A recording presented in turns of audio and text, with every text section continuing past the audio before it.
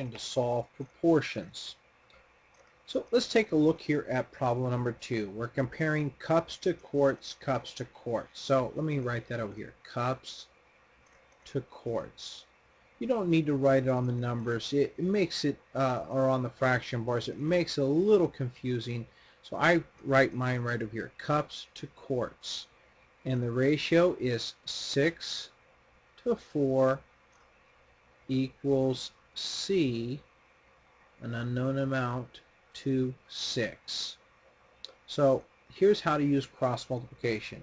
You cross multiply 4 times C, write that, 4 times C, and then 6 times 6, and 6 times 6 is 36. So now we have 4 times C equals 36.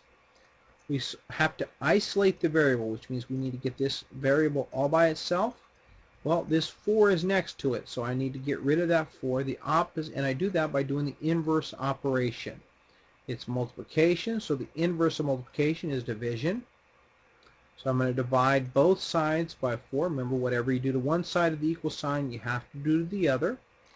So C equals 36 divided by 4. And 36 divided by 4 is 9. C equals 9, because 4 times 9 equals 36. So 36 divided by 4. So the ratio here, 6 cups to 14 quarts. C equals 9, so this would be 9. So 4, and if you do this times 1.5 times 1.5 times 1.5, 4 times 1.5 is 6, and 6 times 1.5 is 9. So you can see that if you use a magic 1, but the question is, well, how do you know to do 1.5? We usually use even numbers. Well, we could do unit rate like we learned in the last lesson, but in this case, there's another method here of cross multiplication. As you become more comfortable with this, this will probably be the type of way you'll solve these problems from now on, just because it's so much easier. So plants to rows, so we're comparing plants to rows, and it's 64 to R, that's our variable, equals 48 to 3. And we're saying these are equal. 64 to R is equal to 48 to 3, and we need to solve for R. Well, we do that again through cross multiplication. 48 times R, R times 48, and this is the way we write it.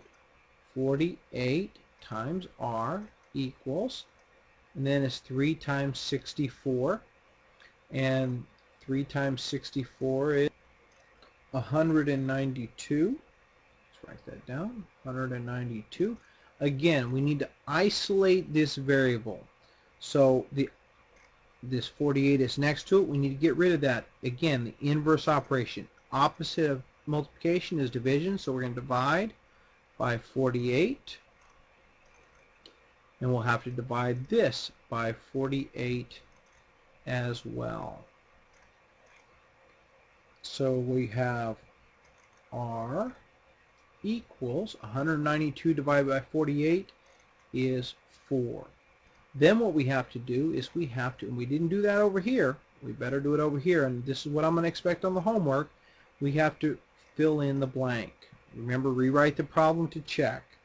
So 48 times R equals 192, and we have to, if we have to write it down, 48 times blank equals 192, and then we have to fill in the blank. What is the blank? We said, well, R equals 4. We find out, does 48 times 4 equal 192? If it does, then we got the answer correct. It does, so we do have the answer correct. Let's take a look and see how that works with a word problem. Ben hikes 4 miles in 15 minutes. About how long will it take him to bike 10 miles? So what's being compared? Miles and minutes. So So I want to write miles and minutes. I can't just leave it as M and M because then I don't know which one is miles, which one is minutes. So I have to make it clear what I'm writing about. So miles to minutes. So it's 4 miles in 15 minutes. And they want to know how long it will be to hike 10 miles. So the 10 goes here because it's 10 miles. We don't know what this is, so we can just fill it in with an X for our variable. But we're saying these are equal. This is a proportion. 4 to 15 is the same as 10 to X. We don't know what X is, but we have to find the proper value for that. So let's multiply. The easiest part of it to do is the variable. So 4 times X equals 4 times X. So I always start with the variable first. And then 15 times 10. 15 times 10 is 150. We have to isolate the variable, so we divide by 4. And if I divide this side of the equal sign by 4, I have to divide this side of the equal sign by 4. X equals 150 divided by 4. Let's find out what that is. 150 divided by 4. 4 goes into 15 3 times. 3 times 4 is 12. 15 minus 12 is 3. 4 goes into 30. 4 times 7 is 28.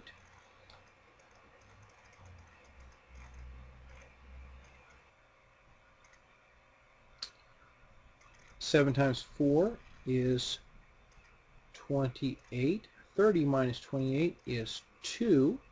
4 doesn't go into 2, so I need to put in a decimal here.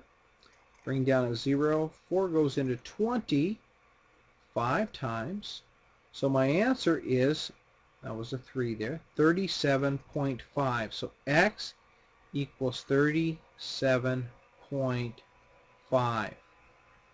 We're not done yet because, again, we have to rewrite the problem and fill in the blank to see if we got it correct. So we're going to do that right here, where we have 4 times X equals 150. 4 times blank equals 150. And we're saying X, this blank here, is equal to 37.5. So let's write that down. 37.5. So let's see, does 37.5 equal 150? So 37.5 times 4. 4 times 5 is 20. 4 times 7 is 28, 29, 30. And 4 times 3 is 12, plus 3 is 15. We have only one decimal place here, so one decimal place there. So yes, 150. 4 times 37.5 equals 150. So yes, X does equal 37.5. That's how to solve by cross multiplication.